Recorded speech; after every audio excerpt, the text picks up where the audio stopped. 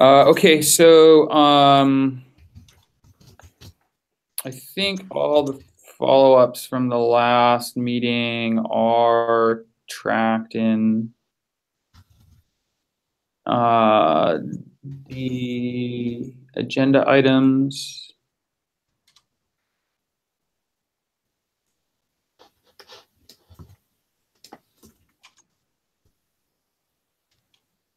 So let's just go through the agenda items then. If there's anybody sees anything from those from the write-up that's we haven't discussed, then please bring it up.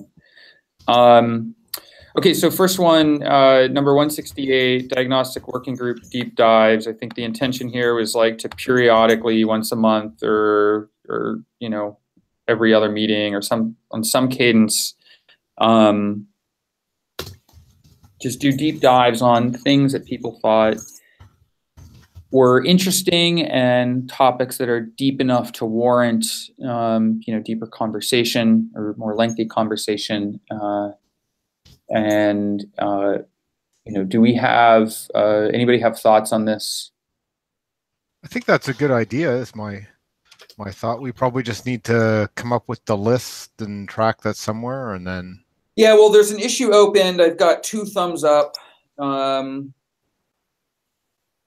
One of them is from you, Michael. Yep. And you know, there's a couple of different, you know, options to do deep dives on.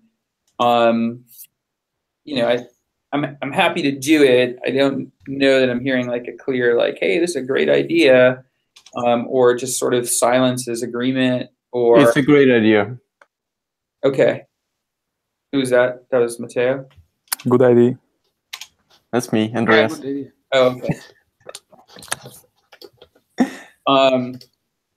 Okay, so why don't we do this like in the next, I don't know if next meeting we want to actually do a deep dive, but maybe the one after that. We just want to like slot them in these regular 11 a.m. slots now. And rather than go through stuff that's on an agenda item, we'll just dive in on something. Is that fair? Yeah, I think that's a good model. You've already got it's already got a time, and unless we find that means we don't have enough time to go through the regular items, it seems like a good way to start. Okay. And when do we want to start? What's the frequency that we want to do this on?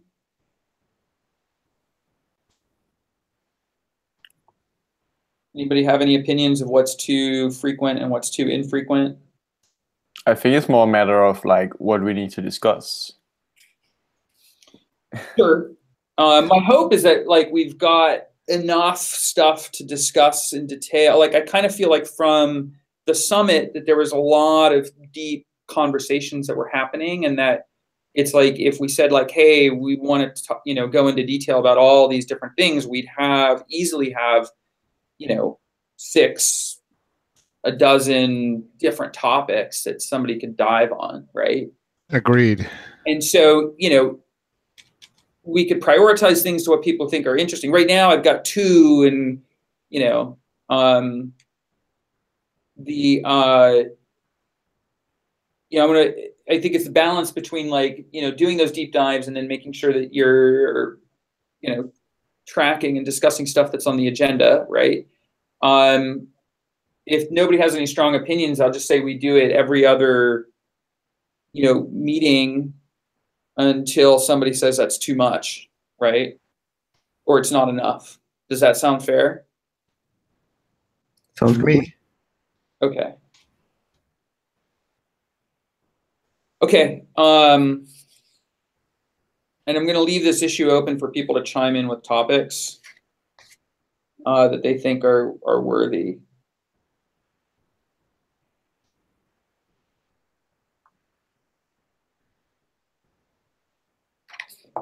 Okay, moving on. So the working group, the time's changed. We're now at 11, in case anybody on the call hasn't noticed. I close the issue. I don't think there's anything else to discuss. If for whatever reason somebody thinks we need to adjust times again, it's like, please, you know, don't hesitate to bring it up. I don't think there's a time that's going to work really well for everyone. So don't be shy if you're like, this time's terrible for me. And, you know, I think some of the other groups have, you know, they'll have like a cadence where it's like, you know, every meeting is at a different time so that somebody doesn't, like the same people aren't always getting shafted, right? Number 156, deep dive meeting on CI testing to ensure tools compatibility. I think this overlaps with 168. I might just close this and say it overlaps with 168. Is there any reason to keep this open?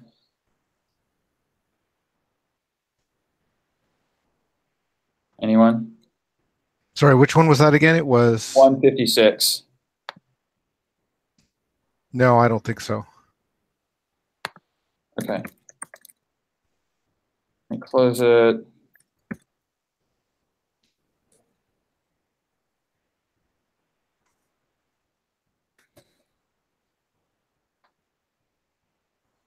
Okay. 148, profiling. I don't know, Peter, Mateus, if you guys want to talk to this one. I don't know if there's been any activity on it. Yeah, I've finished a prototype this week, which works for interpreted frames and Linux perf. Linux perf and other external profilers. Okay. And I'm writing a pull request to V8 with those changes. Probably be ready later this week. I still have to fix some tests and write some tests for that. Do you already have plans on how those tests will look like? I have some ideas. I think we can test, for example, if a JS function is created, if the code generated is different from the built-in trampoline when the flag is on, the runtime flag for this feature. And maybe also, I had another idea, I don't remember now. Oh, maybe using the code event listener. I see. But do you think it makes sense to have some end-to-end tests that directly uses perf? Because on the one hand side, it's kind of preferable to have this, but on the other hand, you know, it introduces dependencies to running tests. Haven't thought about that. Okay, I guess we can worry about this later. Okay. I believe this could be a good topic for the deep dive, by the way, to come up with a timeline, the plan around testing, how we bring back the functionality together with V8 to the node.js, and how we can provide some support for that. So I think these kind of topics could be good candidates for this deep dive. I agree. Yeah, I think that's a good idea. Yeah. Can you definitely on that issue 168 and say, you know, the CPU profiling is a good topic there. Maybe start some momentum on that. Because yeah, it would be good to have like an overall. Here's all the steps and who and how do we have to line up support to get it to happen. Okay, I will create. Just put it on the current issue, or yeah, just comment on it. I mean, what I want to do is get people to be like, "Hey, I'd like to talk about this," or "I'd like to talk about that," and, okay. I will do that on it. And I think it'll help. I think if they see other people doing it. Okay, great. I will do that. Awesome. Thank you. Okay, so then summary here is it sounds like there's a PR or there's a prototype and you're going to try and get a PR up, and there's some open questions on how to do testing. Yeah. Perfect. Okay, is there anything else we need to talk about here, or? No, I think we are good. I don't think so. Yeah. Okay. So 134 is just eliminating monkey patching. I'm not aware of any progress that's been made on this one. I know that we talked about it at the summit. Anybody else, any progress on this?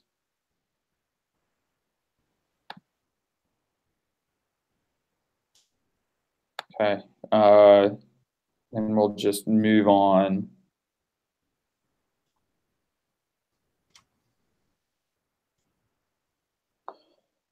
Okay, so async hooks, number 124. There's not so many news. Ali deprecated make callback. So there is this one bug fix in Electron, like related to the Electron, that's kind of worrisome because it will further regress performance. So the background is that in Electron, you have V8 contexts that come from Chrome and from Node.js. So when you have a promise that's resolved in the Chrome context, the promise hook in Node.js will fire. And when we try to get the environment, that will fail. Right. So the proposed solution currently is to load the global object, and then from there load the, so first load the context of the promise, and then from the context load the global object, and from the global object load the process object, and then on the process object check a certain magic number. And that sounds very, very slow to me. You have an alternative proposal, right, which requires a V8 change to get the number of embedded data fields? Well, right, which is under review. I'm just bringing this up because this whole design is somehow, I don't know. So we have one callback per isolate, but then we can have different contexts that can be from different embedders, which is, you know, not all. It's kind of surprising to me. So are you suggesting that the promise hooks should be one per context as opposed to be one per isolate? One per context would be cleaner, but then again, you still have to figure out the creation context of the promise. So currently, I don't have a 100% elegant solution that I can propose, and any solution that I could propose would require time to implement and maybe breaking. So currently, I don't really have anything. I would say, like, I have changes to promise hook that I would also like to see and would also be breaking. So I think it makes a lot of sense to sort of like reiterate on that API. Yeah, so one thing that Benedict and I have been thinking about is to redesign the API so that you install for every one of the 5 different types of hooks a JavaScript function onto the context, so that V8 will fire those JavaScript functions when a promise originating from that context changes its state. Ideally, the async ID tracking would also be done by V8 to get rid of this, like going into the init hook and having to, do the thing in C++. And maybe we can even figure something out like doing the destroy hook somewhat more performant inside of V8. And instead of passing the promise back to the async hook, just pass in the promise ID, the async ID. But this was just a short discussion that I had with Benedict today, and we're not sure whether that makes sense. Maybe I should write down something in the next few days. Well, I suggested like similar things to him. I think it makes a lot of sense. Like, we don't need to expose the promise object directly if we have the destroy hook and also the result value, I think. Mm-hmm. And whether or not we can optimize destroy is like that doesn't need to happen immediately. It's fine that the API just allows it to happen in the future. Yeah. So one open question is that if we decide to do this and we actually come up with this like engineering time to do it, what is the timeline and what are the dependencies? I don't think we can make it by node 10 because that's really, really close. And if we can only make it by node 11, is there a possibility to, you know, emulate the current API using what we're proposing? Right. So I think we just need to figure out like what will change from the async hooks perspective. Like one thing that will change is that they will not see the promise object, and then just implement those changes. Why was the promise object on the API originally?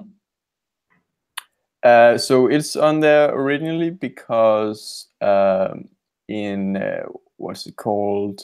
The AngularJS zones implementation, they would like to know the result value of the promise object. So they can call promise.then to get that. Okay. Does that break scenarios?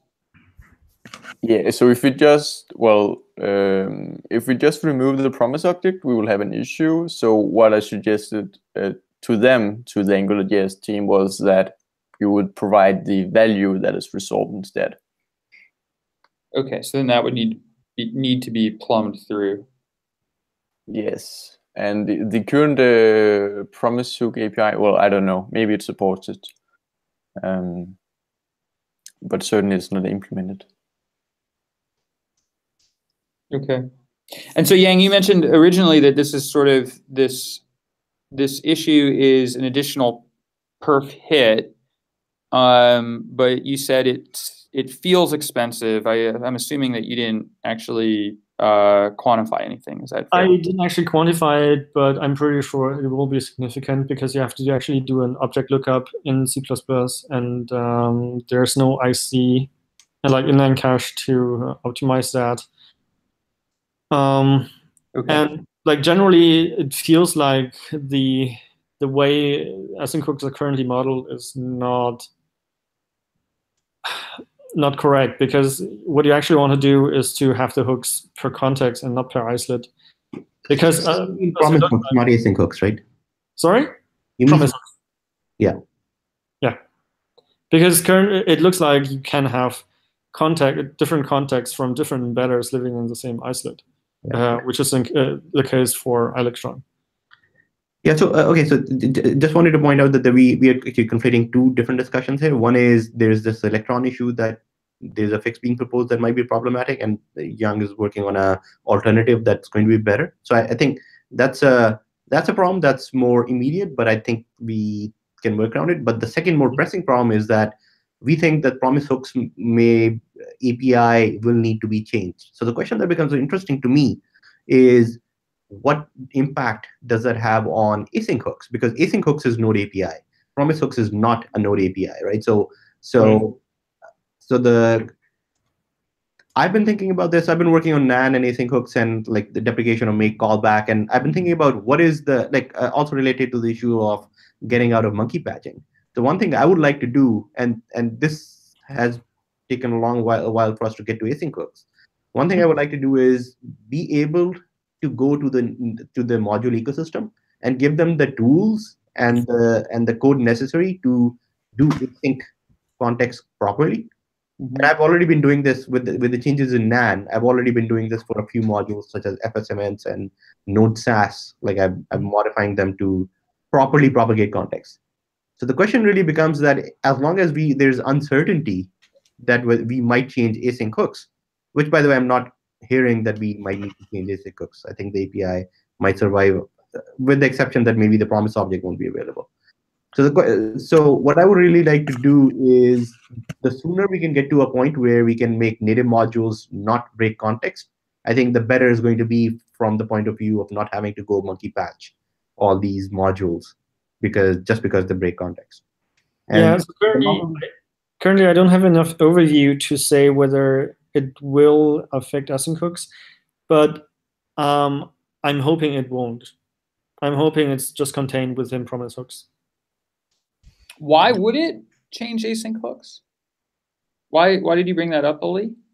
Well, so there is one particular change that may happen, which is if we change promise hooks, and we were discussing that actually the promise and the resolve value rather than the promise would be available, then that's a breaking change to async hooks.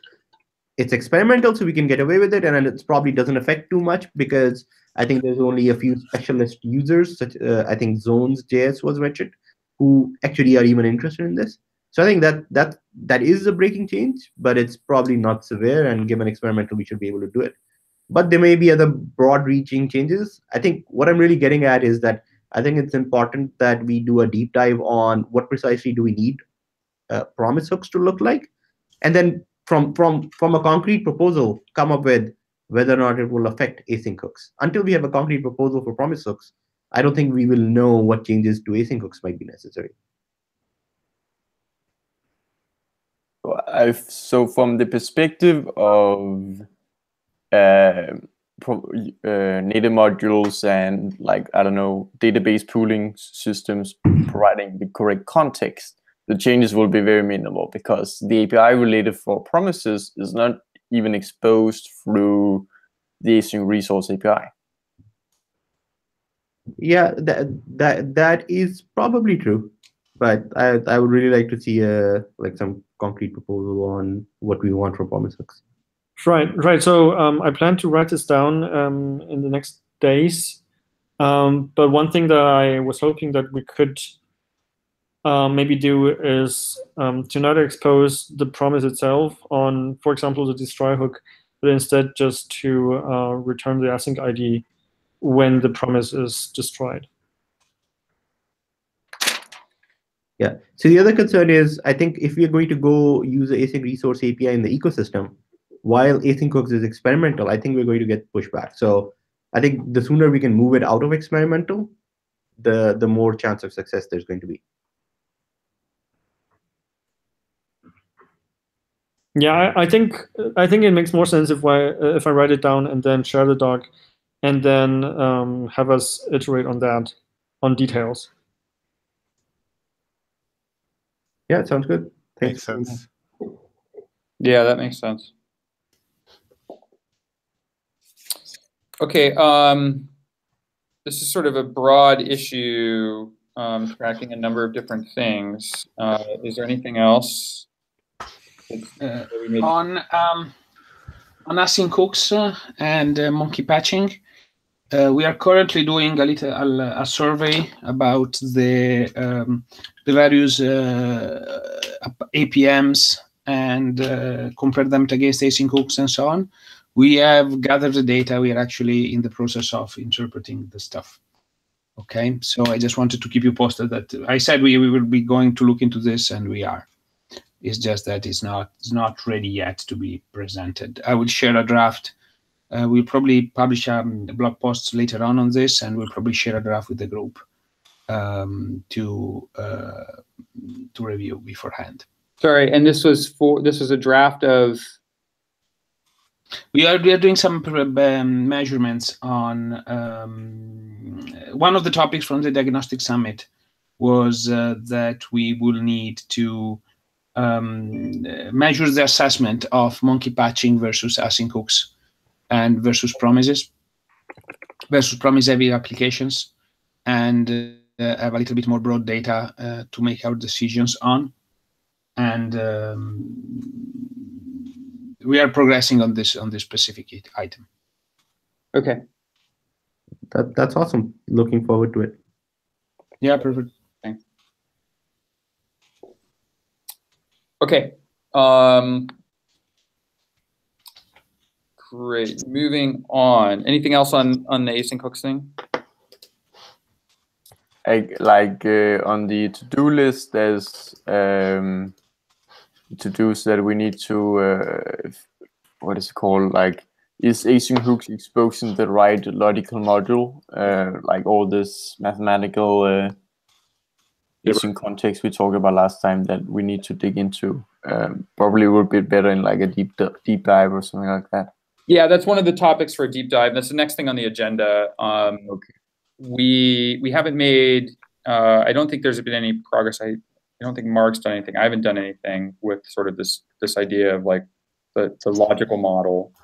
I think there's certainly some stuff to be done in terms of what async hooks is producing, and what you would see in this ideal logical model, right? I think async hooks produces a lot of events because it's firing events in a lot of different lifecycle events on the handles, and the sort of idealized conceptual view is different, right? So that is an exercise that needs to happen. I think the next steps for that I'd like to do, I don't exactly know when I'm going to find time, but what we wanted to do is monkey patch things to the point that we could produce this sort of logical model for monkey patching, and then see if that stuff starts making sense to people, and then juxtapose, that with the logical model that gets produced via, async hooks event listeners, right? That is, if you were to say like, hey, we're going to listen to these async hooks events, and we're going to produce these things that we talk about in the logical model, what does that data set look like? And is that the right set of data to reason about async call flow versus this sort of, idealized view that we believe we can produce in an automated fashion with aggressive monkey patching? And that's I think that'll be sort of an interesting juxtaposition, and I kind of feel like in my mind that's kind of the first step at looking at saying like, hey, what does async hooks give us, and how do you reason about it versus what is this, this stuff that we've been talking about, and how do you reason about that? But there hasn't been any progress. Are there any questions on that, or? I guess I'm like more interested in seeing it not so much being implemented using monkey patching, but using async hooks itself. So there's, to me, they're very similar, and I think it'll be a lot easier to compare. Well, you can do most of it with async hooks now fairly easily. I think the problem is the data set that you get includes a lot of stuff that is, what's the right word? I mean, there's just like a lot of, a lot of things happening in the data set that are,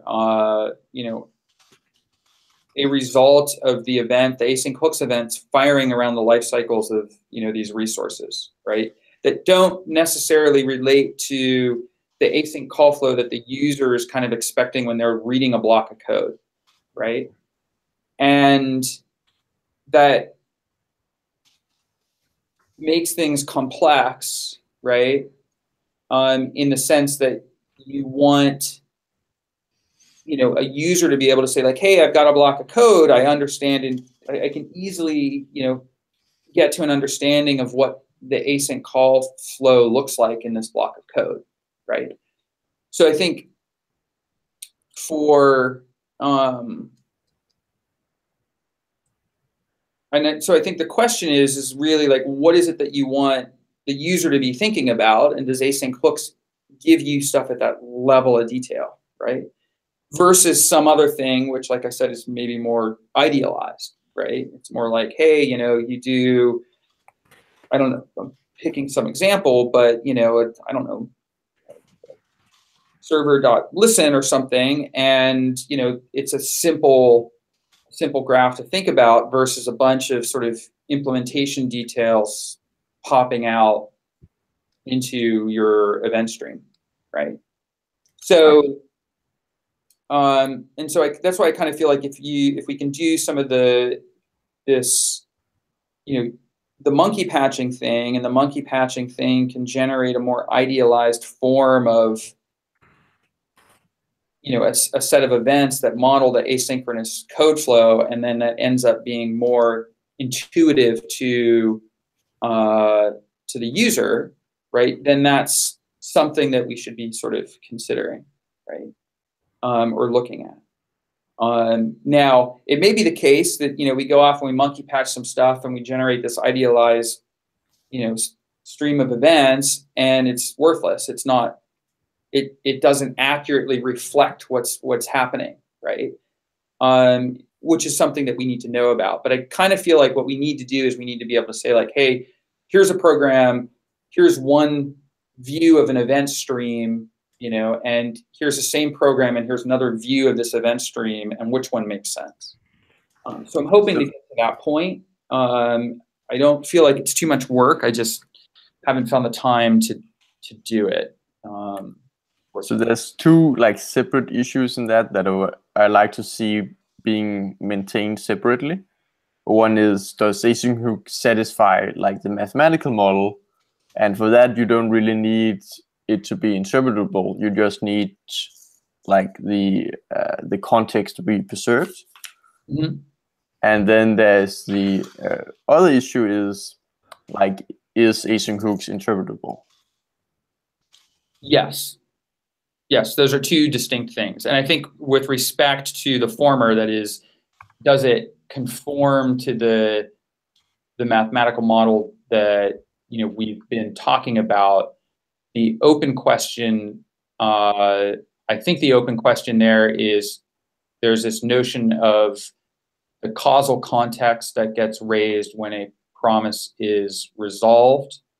And I don't know that that is satisfied by a current set of async hooks APIs. I don't know if promise hooks satisfies that.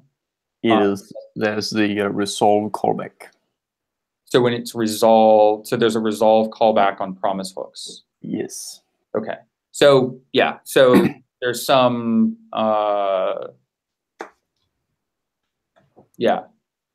I don't want to answer those questions, but you're right. Those are two distinct things. I think we should get to be able to answer those things independently.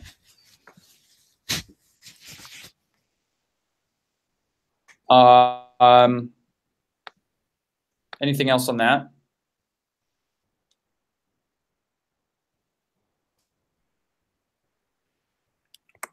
Okay. So trace event tracking issue. This is number 84. This has been open for a while. I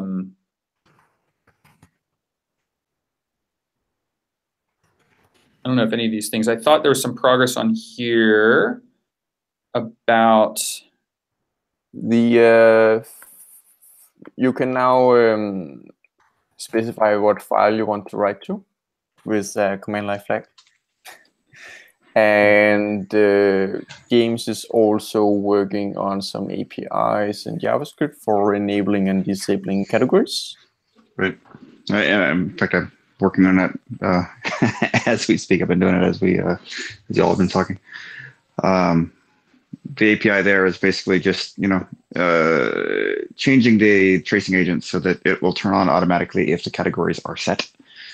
So the trace event enabled flag will no longer be necessary. And then if the API is set, it will basically start and stop the tracer and enable the new categories all in the same file. So it's ongoing. Getting closer to getting it done. Okay, and so you said there was a change to add Andreas, you said previously that there was a change to add a command line switch so that you could send the output to a file. So yes, that is in master now, and I backported it to both version 9 and 8. So does that mean we can check off some of these boxes? There's this command line options to support tracing features. Or there are other things that I never looked at these boxes. I'm tempted to just check it. I'm not sure about the specific checkboxes, but one of the other things that I'm looking at is kind of slight revamp of the way our categories are set currently within core. For instance, if you enable the category just node, versus node.async hooks. What do you get? Kind of make it more of a hierarchical namespace. So if you want to listen to category node, you get everything node will output. If you want to just listen to async hooks, you would do the node.async hooks. You wouldn't get anything else. That was how I intended it initially. I just never got around to. Yeah. So there is a PR out there that sets a couple of macros that will build those categories out for us hierarchically. If you can go take a look at that, I'll send you the link. It's really simple. So there's a few things like that, and then just going through and enabling more trace event output. Like I have a PR that enables DNS trace events, just kind of playing with it. So. And I guess on number 82, which is adding trace points. So Chin, working on the IBM team, has tried to put together a matrix that showed where we have them and don't have them. And he should be pasting it into that issue fairly soon as a starting point for like, how do we start adding additional trace points? Because he was going to help work on that. Yeah, there's on one point on that there's lots of places we can add trace points. It's how useful are those going to be to a user? Is it actually going to be able to be interpreted in any way that's useful? Yes. Right, and that's a difficult thing. I'm going through with HP2, for instance. There's I've identified 3 or 4 different ways I can go through an instrument for trace, and it's completely up in the air where which one is actually going to be actually useful to users. Yeah. So one of the things he's doing now is looking for what trace points are available, like that you can enable in Java. Right. Just as this is an example of what was useful in another language. Right. And maybe that'll give us some insight into, say, these kind of things were and these kind of things weren't. I'm hoping anyway. The other kind of complicating factor, just slightly, is the ability to emit more information. So the trace event macros, there's a couple of variants where you can have 1 or 2 additional parameters. And you can set it, you can pass it a class that has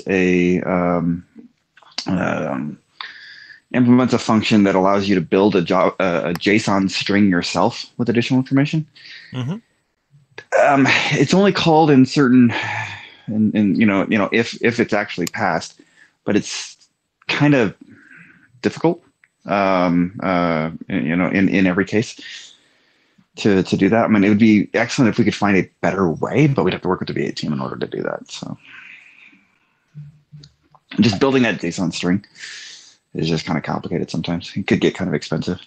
I think it's a matter of, I'm guessing here, but the JSON string is built in the thread, the trace event thread, and that's why you want the class, so the class runs in the trace event thread and not in the main node thread. Right. No, I want to avoid incurring any too much cost with generating those things, or trying. I don't want to have to copy too much data into that thing in order to output something that's useful, because it will require copying data to create that class in that instance. So. I don't know. It's just something that I haven't really put much thought into it. It's just something I want to flag as something that needs to be looked at. So what about the conversation with about dtrace and LTTNG and LTTNG has been removed. It was apparently it's been broken for over a year anyway. So that was just removed.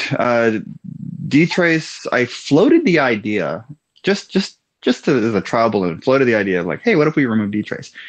And had people just go into a panic, screaming, yelling. It was funny. But it was what I expected.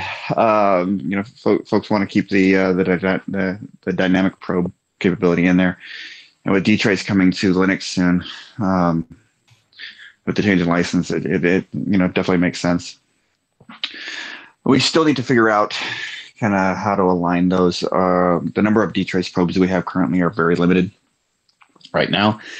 We could actually make every trace event emit a dtrace probe. That's something we could look at doing, and it would actually expand the usefulness of that. I saw some of the feedback that there were some people who wanted dtrace to exist, but all of them were from the company. Same company. So the question I really have is that I think I personally, and I could be corrected if my impression is wrong, but I personally haven't seen too much ownership of that code or active upkeep.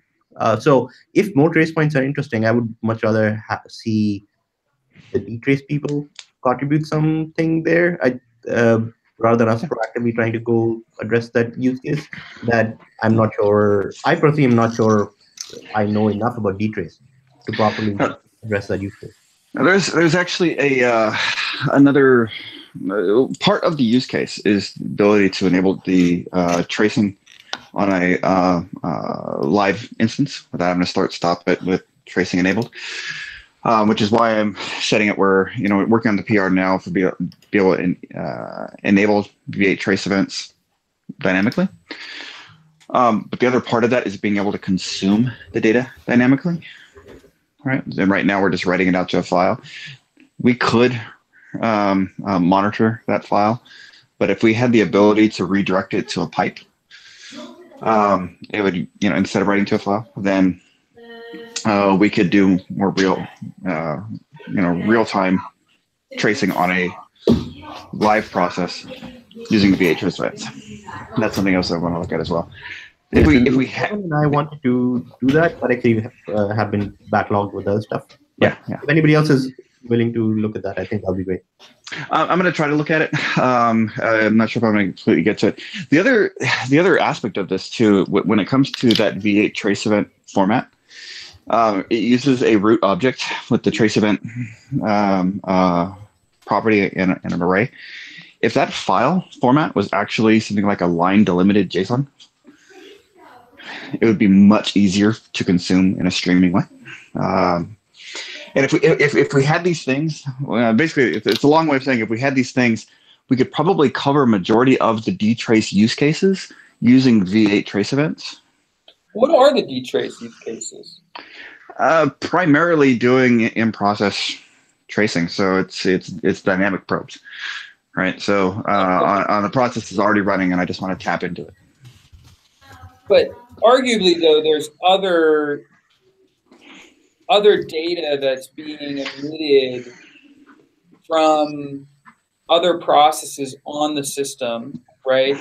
So that if every process is writing stuff through dtrace and listening to everything on the system.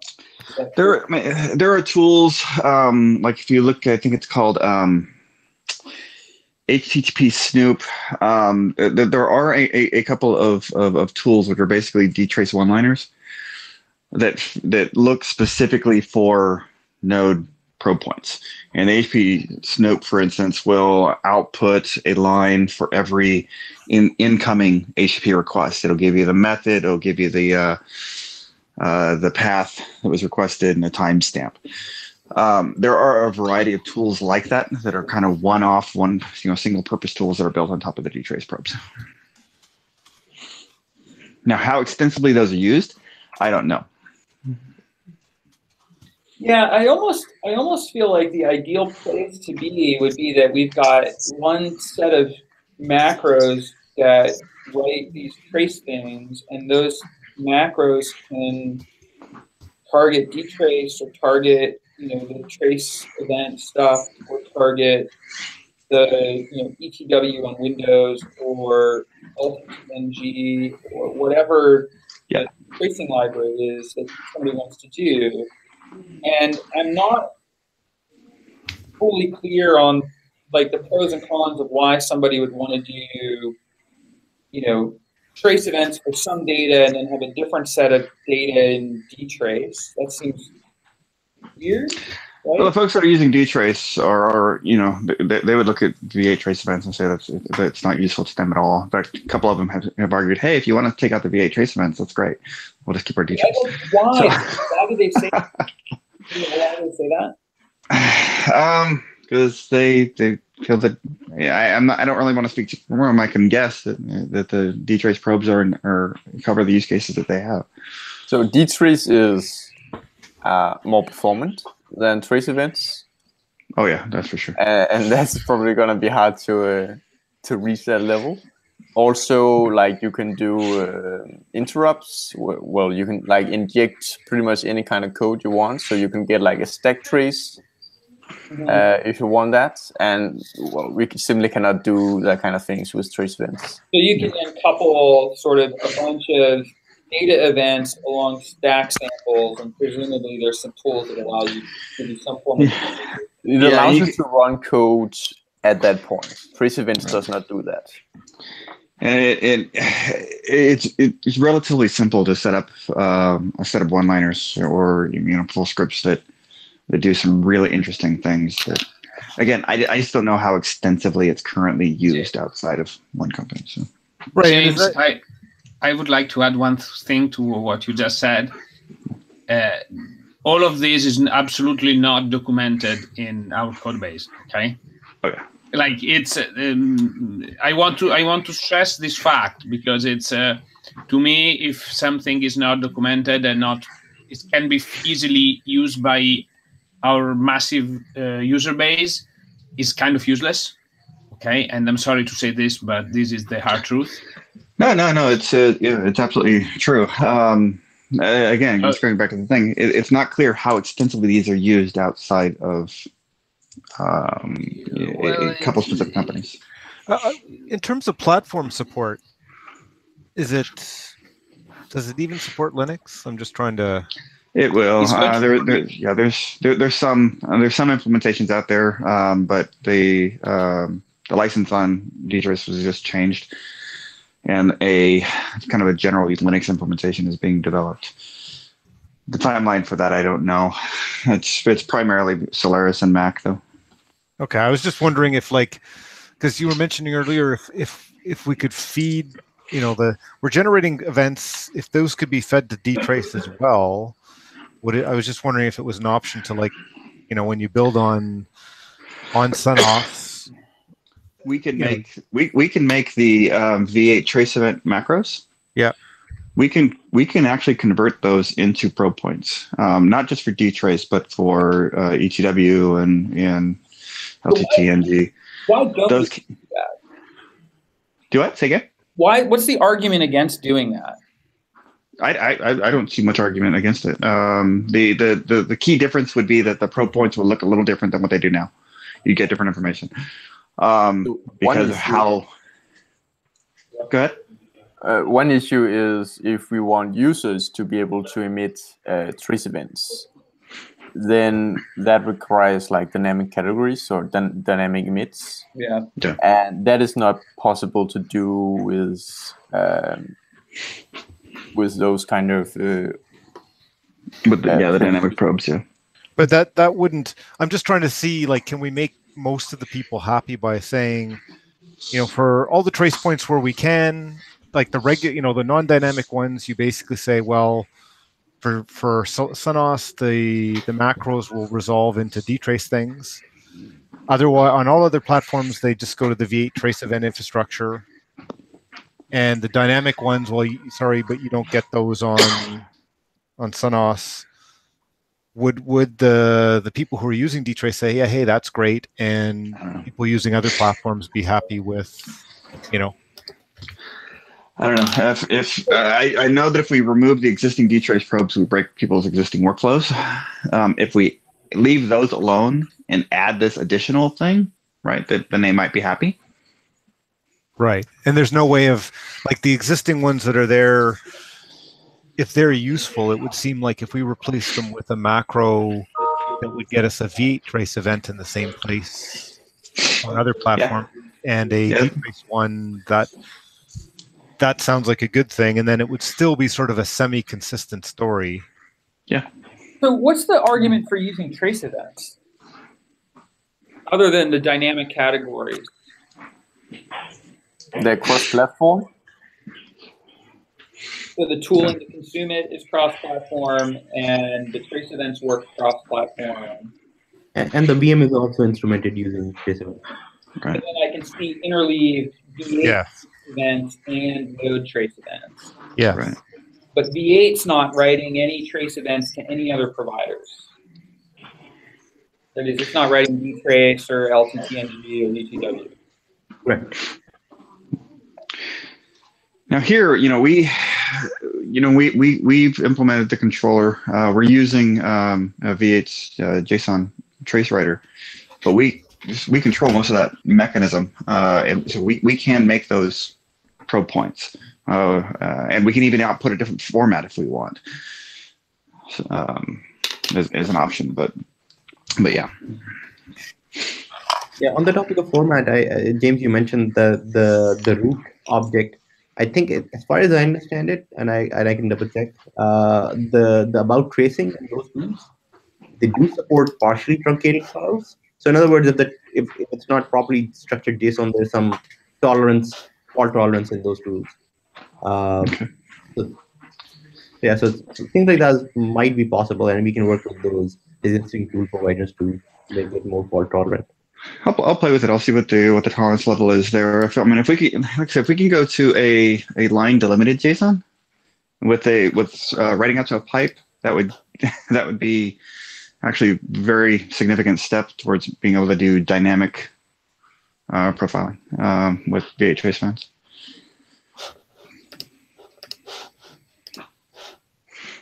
So I can find the right people to talk to from about tracing point of view, so from the capable project, and we can try to chat with them. Okay, cool.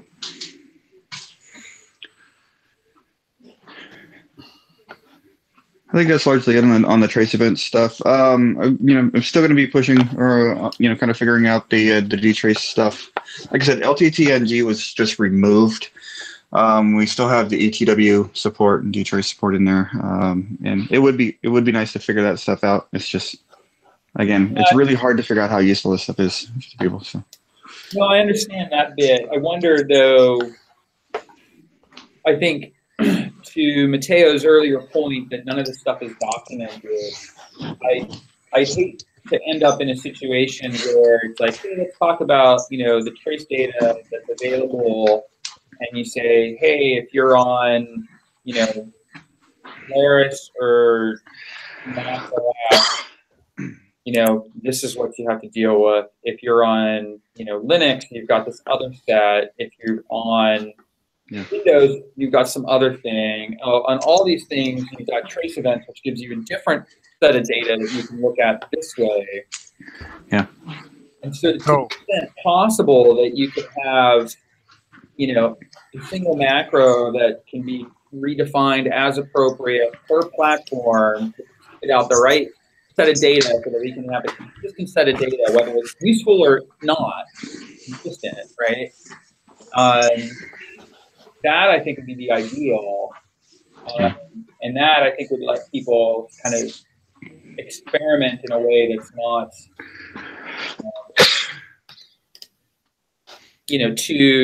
that's not too, it doesn't clutter things up, right? Like the insertion of macros, if they can, I think what you're saying is if they can be divorced from how we deliver them. So they could deliver them in different ways. That's really where we'd like to get to. Yeah. Oh yeah, definitely. I think different people and different platforms are going to have different ways of wanting to consume this data,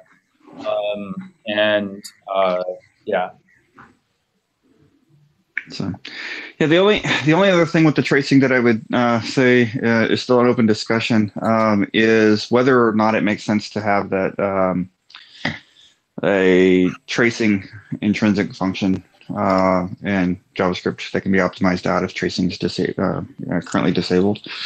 There are some complexities there, and we have a way that we can, like right now, Andres implemented a function where we can emit trace events from JavaScript is one of the internal bindings in Node. We can use that,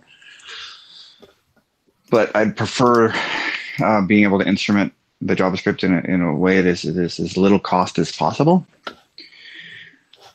Right. The one complexity there is if we are dynamically turning tracing on and off, it may be difficult to actually get the right optimization on that. So it may not even be worth it.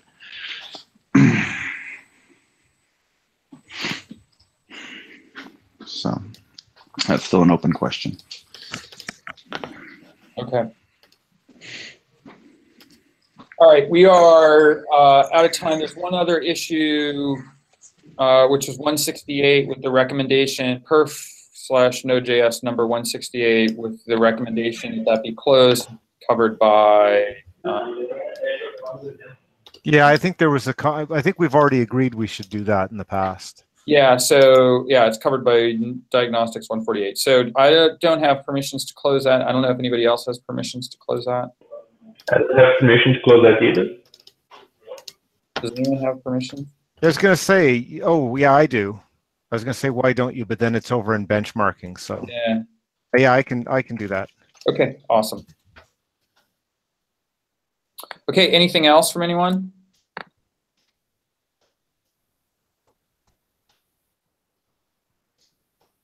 All right. So it's going to be not the next time, but the time after we'll do the first deep dive, right?